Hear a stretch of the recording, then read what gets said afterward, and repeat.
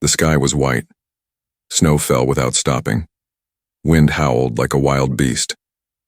In the middle of the cold, an alien mother held her child close. Her arms were shaking, her body freezing. She wore no shoes, only torn cloth wrapped around her legs. Her child was wrapped in her own scarf, his small face red from the cold. They were hiding under broken rocks. A cave was far, too far. Her feet were bleeding from walking in the ice. She didn't care. Her only fear was losing her child. The child coughed again. "Just a little longer, my heart," she whispered. "We'll survive. We have to." But deep down, she didn't believe her own words. Her kind had been hunted, pushed out of the villages. The humans called them thieves, monsters, less than animals. Less than. She didn't blame them. Her people were desperate. Some did steal, some did attack, but she had never hurt anyone. And now, all she wanted was to keep her child alive. The snow got thicker. Her hands were turning purple. She looked up, hoping for a miracle. Nothing but gray clouds. Suddenly, a soft rumble. She froze. The child opened his eyes weakly. "Mama, what's that sound?" The rumble got louder. It was not thunder, it was wheels. A machine. A human vehicle. The mother quickly pulled her child down. Her heart beat faster. She didn't trust anyone, especially not a human. The vehicle stopped nearby. Its lights glowed, like suns in the fog. She held her breath. The child coughed again, loud this time. She closed her eyes. "Please, don't cry. Please." Too late. The vehicle door opened. Footsteps crunched in the snow. A tall figure appeared. A human, man dressed in heavy winter gear. He held something in his hands, a blanket, a canister. He stopped a few meters away. He didn't speak. The mother snarled low, trying to scare him. She showed her claws, though she had no strength left to fight. Her child cried softly behind her. The human slowly knelt down. Then, he pushed the blanket toward her across the snow. Gently. She blinked. The man opened the canister. Steam rose. It was warm. He didn't drink it. He placed it down, close to her. Then he stood again, hands raised. She didn't move. Neither did he. The child reached toward the cup. "No," she hissed, but the child had already crawled forward and took a sip. He gasped. "It's warm." She looked at the man again. He didn't smile. He didn't move. He just waited. Her instincts screamed, "Trap! Poison! Trick!" But her heart whispered something else. "Hope?" Slowly, she pulled the blanket to her. It was soft, real. She wrapped her child in it. He sighed and leaned into her chest. The man turned and walked back to his vehicle. She waited. He didn't drive away. Instead, he opened a second compartment and pulled out more supplies. A small heater, another thick blanket, a pouch of food, a glowing box, medicine, maybe. He walked back and set it all down gently near her, then again, backed away. The mother looked at the child. He looked better already, breathing slower, warmer. She touched, his forehead still cold, but not like before. She looked up at the man. He had no weapon, no angry eyes, just calm, quiet presence. "Still," she whispered to her child, "don't trust yet, but maybe just a little." The wind howled. Again. The man pointed to the heater, then mimed lighting it. She hesitated, then pressed the button. Warmth spread around them. Her child smiled. It was the first time in weeks she saw that smile. The mother stared at the human, still unsure. But one thing was certain. The snow cried for many days. But now, someone had heard it and answered. The alien mother couldn't sleep.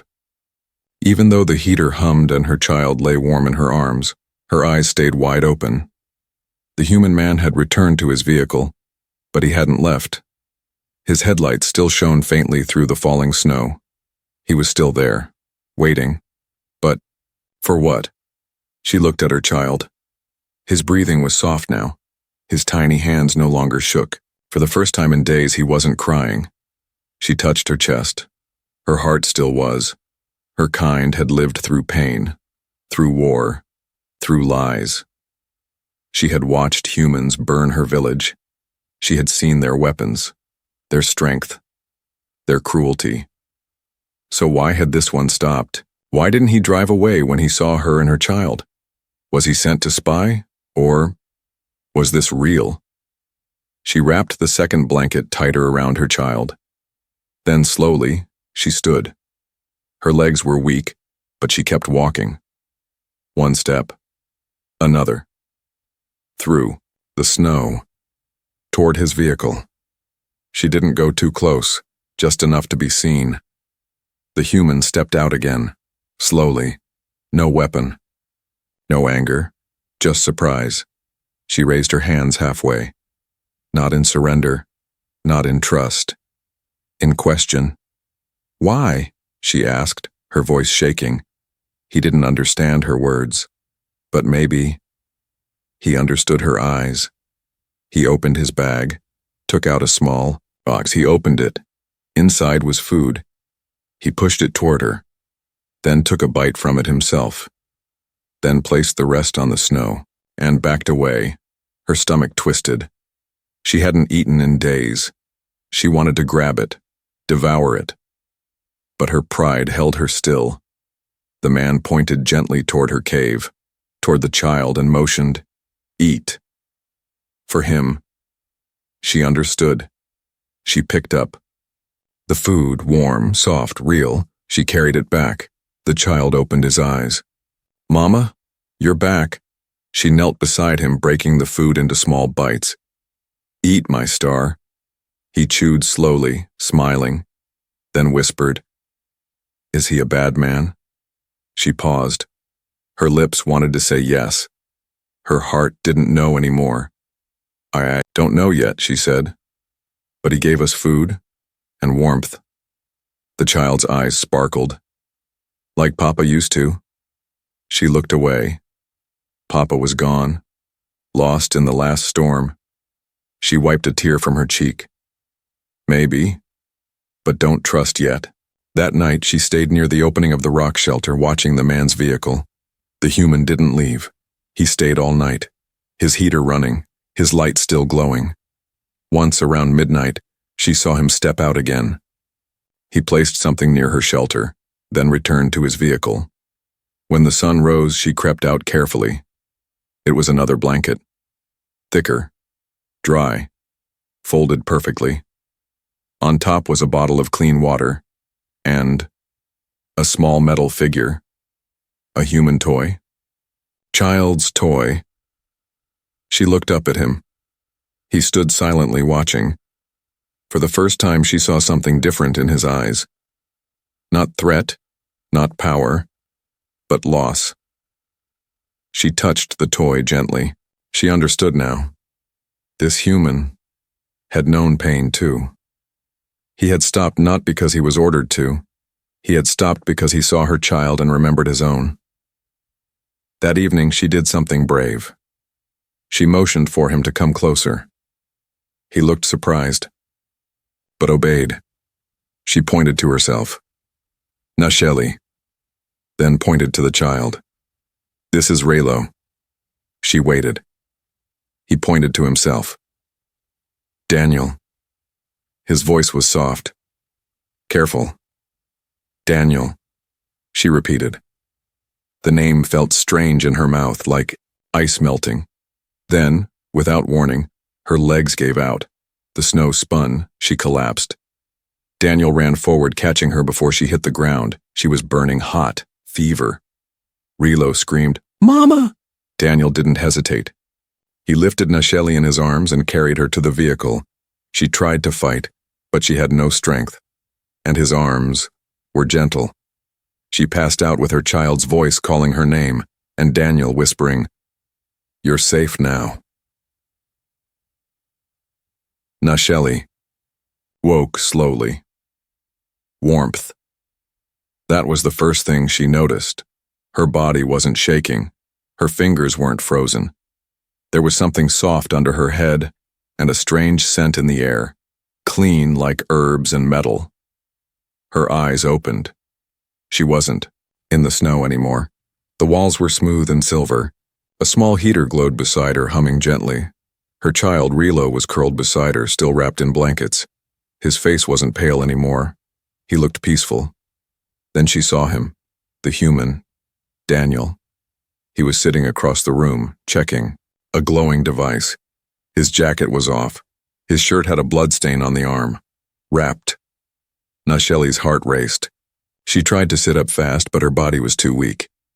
Daniel looked up quickly and came over. She flinched. He stopped and raised both hands, showing he meant no harm. "I'm not your enemy," he said softly, even though she didn't understand his words. She didn't trust him, but she didn't feel afraid anymore. Daniel picked up a small packet and opened it, some kind of fruit paste. He offered it to her. Nacheli didn't move. Relo stirred and opened his eyes. "Mama?" She smiled weakly. "I'm here." He looked around. "Where are we?" The human answered with a kind tone. "Safe." Nacheli touched her forehead. It was dry. The fever had broken. She looked at the room again. Small, but warm. Not a prison, no weapons, no chains. Only supplies, food packs, clean water, tools, and pictures.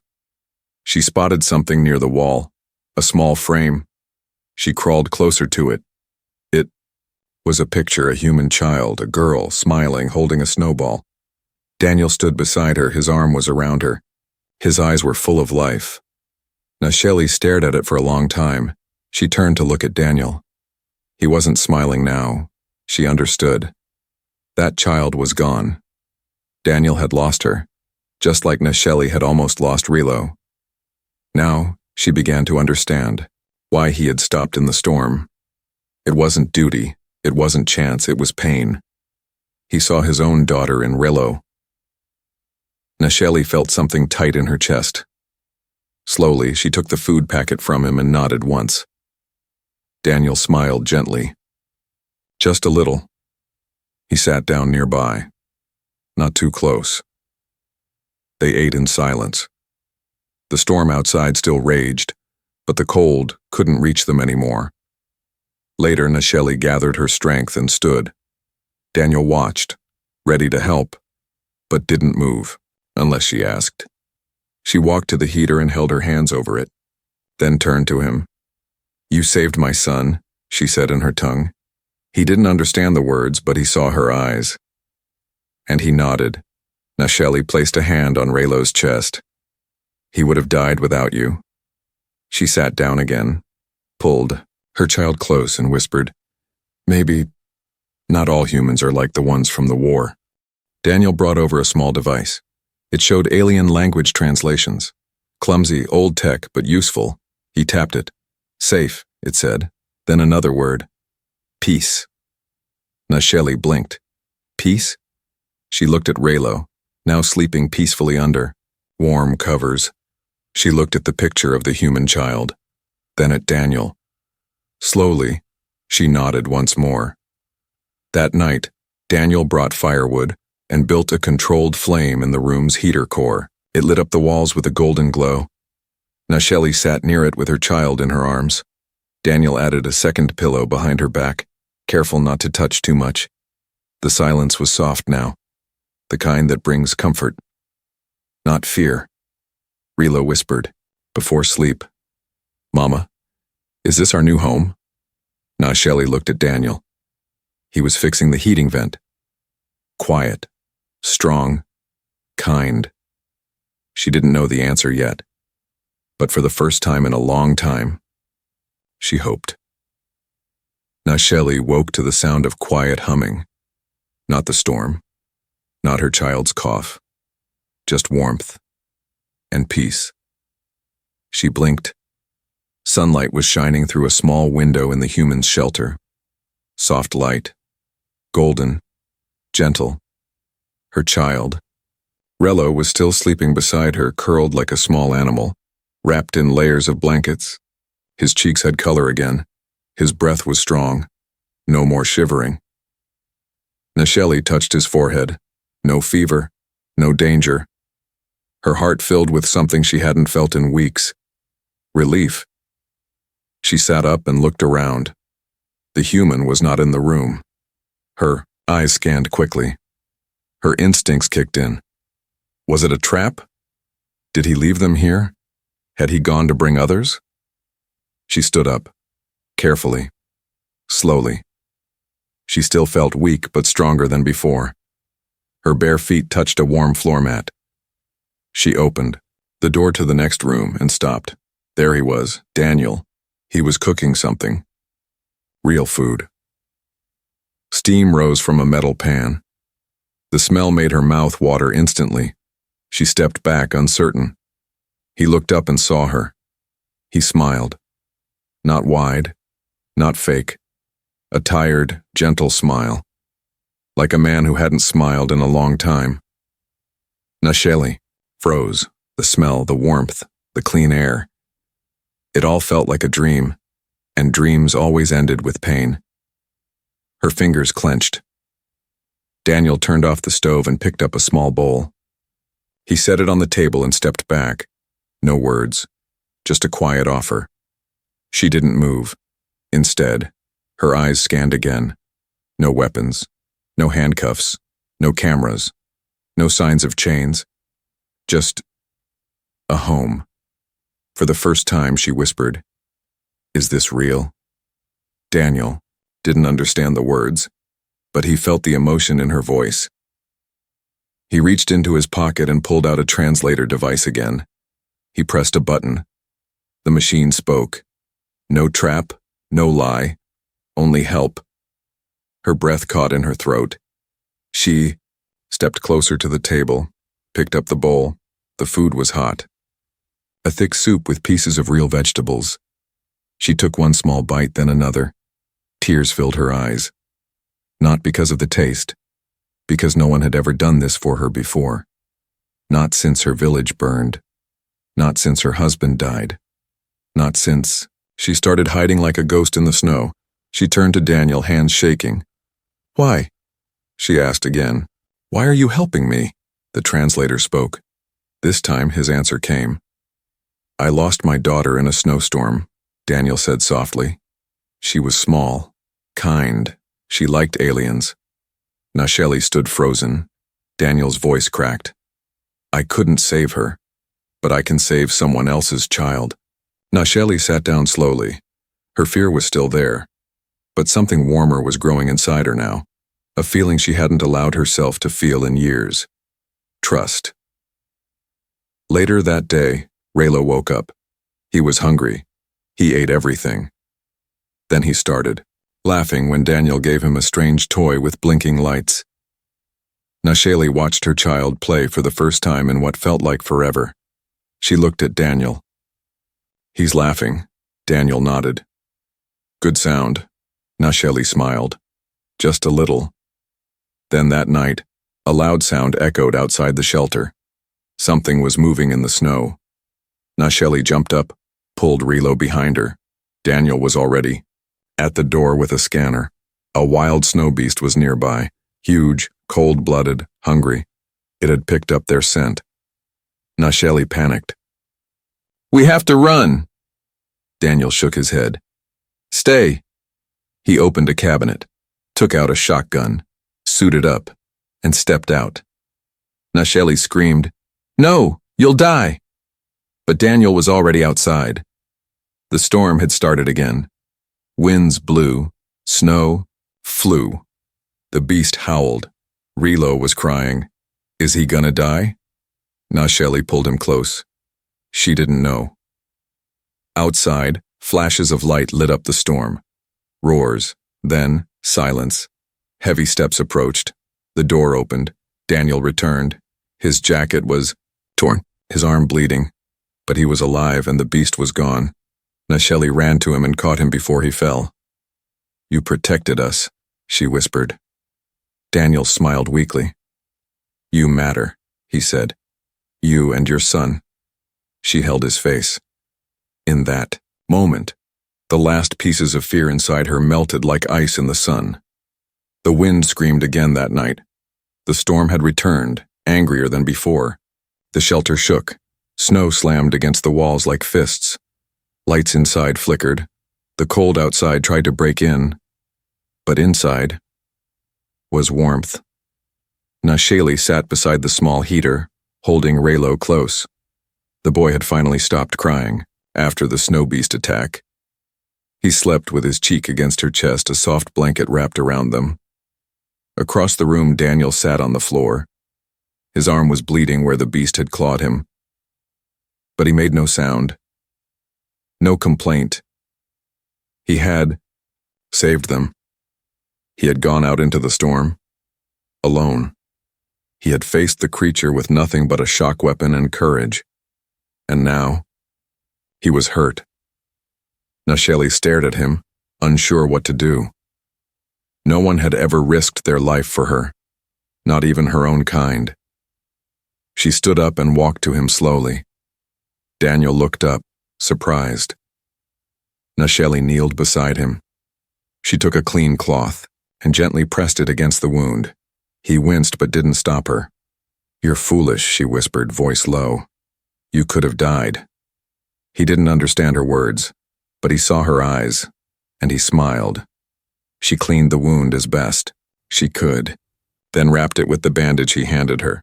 Their hands touched. Hers were shaking. He didn't pull away. Rilo stirred in the corner. Mama, is he okay? Nasheli looked at Daniel, then back at her son. Yes, she said. He's brave and kind. Daniel gave a soft chuckle and spoke into the translator. Not brave, just human. Nasheli blinked. She had always thought of humans as monsters. Now, she wasn't so sure. Later that night, the storm grew even worse. The roof groaned. Ice began to creep through the cracks near the window. Nasheli hurried to seal it with cloth and tape. Suddenly, darkness. The power failed. The heater shut down. The lights went black. The cold rushed in like a ghost. Rilo screamed. Mama! Nasheli grabbed him. I'm here, it's okay. Daniel jumped up and pulled out a small emergency light. It glowed orange in the dark. He rushed to the backup generator, flipping switches. Nothing. He opened the hatch and climbed. Down into the small engine room. Nasheli watched through the hole in the floor. Wires. Smoke. He worked fast. His hands were steady. She held Rilo tighter. Will he fix it? The boy asked. Nasheli didn't know, but she whispered. He's still trying. That means we don't give up either. Minutes passed, then, click. The lights came back. The heater roared to life. The room glowed again. Daniel climbed back up. Covered in oil and frost, Nasheli stood and grabbed his arm. You're freezing. He smiled again. Better than dying. She made him sit near the heater. She gave him Rilo's second blanket without a word. He took it, hesitating at first, then nodded. Thank you. That night, the three of them sat near the fire. Raylo fell asleep in Daniel's lap. Nasheli didn't stop it. She didn't feel fear anymore, only something strange, something soft. Daniel stared into the fire. Your people, they fear us. I don't blame them. Nasheli looked at him. We were taught you only kill, that humans never show mercy. Daniel didn't argue, he just whispered. I lost my daughter because no one helped. I don't want to be like them. She looked at the boy in his lap, her child, and then at the man beside her. She whispered, Tonight, you were more than human. Outside, the storm kept raging, but inside, the warmth was stronger, not just from the fire, but from a bond that was starting to grow. Nasheli had never trusted a human. Now she was thinking something even more dangerous. Maybe I can believe in one. Nasheli sat alone at the edge of the hill just outside the humans' shelter. The storm had passed. The sun was rising over the frozen lands, painting the snow in gold and blue. Everything looked calm again, silent, peaceful, but her heart wasn't. She stared at her shaking hands. They weren't shaking from the cold anymore, but from something harder to accept. She was changing inside. Behind her, Daniel was cooking breakfast. Relo sat near him, drawing shapes in the steam on the window, laughing at nothing. The boy was safe, warm, alive, and happy. Nasheli couldn't stop hearing the boy's words from last night. Is he going to be my new papa? She had hushed him then, but the question stayed in her mind. Again, again, again. She closed her eyes and whispered to the wind. No, humans are cruel. They killed my people. They took our land. They made me run, hide, starve. Her voice broke. They burned my village. They burned my mate alive. A memory hit her like fire. Her husband's last scream, holding Relo. In her arms, running into the night, never looking back, she clutched her chest and cried silently. I hated them all. Then she opened her eyes and looked back at the small shelter. Inside was Daniel, a man who had given her food, a man who had risked his life to fight a beast, a man who had fixed a heater with frozen hands and oil-covered fingers just so her child would live. How could that be the same species? She stood. She had to ask him. She walked inside. Daniel looked up. Morning. Nasheli ignored the food. She stood in front of him. I want to know, she said in a steady voice. Why are you not like the others? Daniel blinked. She took the translator and repeated, Why are you different? He stared at her for a long moment. Then he spoke slowly, clearly. Because I lost everything too. He walked over to the shelf and picked up the photo of his daughter, again. This was Ella. She died because my people were cruel to yours. I was a soldier once. I followed orders. I didn't question. Nasheli listened carefully. She didn't blink. One day, he continued, voice lower, my daughter saw a young alien girl being chased. She tried to help. They saw her as a traitor. They punished us. Nasheli's breath caught. She died protecting someone like you, Daniel whispered. And I didn't stop it.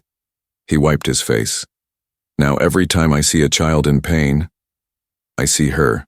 Nasheli stepped back slowly. She sat down on the chair, feeling dizzy. So many lies had lived in her heart, and now this one man had broken all of them. Relo ran to her and held her hand. Mama, come see. Daniel showed me a music box. She looked into her son's eyes, then looked up at Daniel again. You are not a monster, she whispered. You are proof that not all humans are evil. Daniel knelt beside Relo and smiled at her. And you're proof not all aliens are enemies. They sat together that evening. A quiet dinner, soft music from the old box. No fear, no chains, no running. Nasheli had never imagined a moment like this. Her son giggling, her heart not hurting, and a human not hurting them, but healing something broken. She looked at Daniel, her voice soft. I thought all humans were monsters. Daniel looked back, his eyes gentle, and I thought I'd never smile again. That night no one cried. That night no one screamed. That night something new was born. Not love, not yet, but understanding. And that was more powerful than anything Nasheli had ever known. The sky was clear, for the first time in weeks.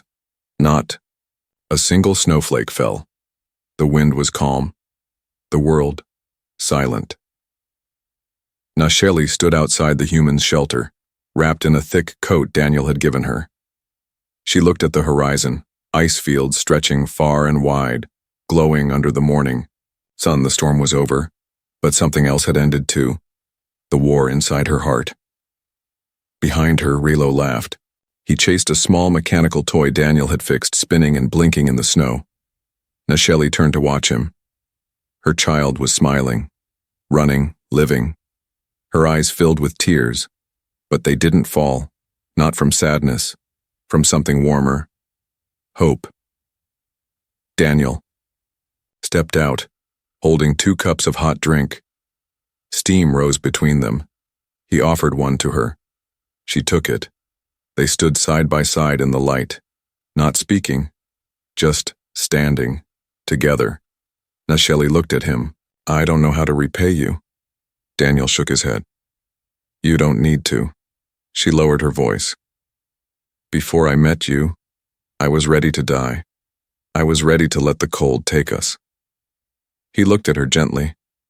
I know. She took a deep breath. You gave us life again. Daniel hesitated, then said, You gave me something too. Nasheli tilted her head. He pointed to Raylo. He gave me a reason to wake up. Nasheli looked down, quiet, then said the words she never thought she'd say, You don't have to be alone anymore. Daniel looked at her, confused. Nasheli turned toward him, eyes strong now. Come with us, stay with us, or let us stay with you. He stared at her, stunned. She stepped closer. You lost a child. I lost a mate. My son lost a father. Maybe we can give each other what we lost. Daniel didn't speak. He was breathing hard now, like someone who had been holding something in for a very long time. Then he whispered, Are you sure? Nasheli nodded slowly. You're not just a human to me now. Daniel smiled, bitter and warm at the same time. I thought I'd never be part of a family again. She stepped closer. Then be part of ours. That night they didn't. Sleep in separate rooms, they sat together by the fire with Relo between them. The boy asked questions. Will Daniel stay forever? Nasheli looked at Daniel, letting him answer. He placed a hand on Raylo's shoulder and said gently, If you'll have me. The boy grinned. You're warm.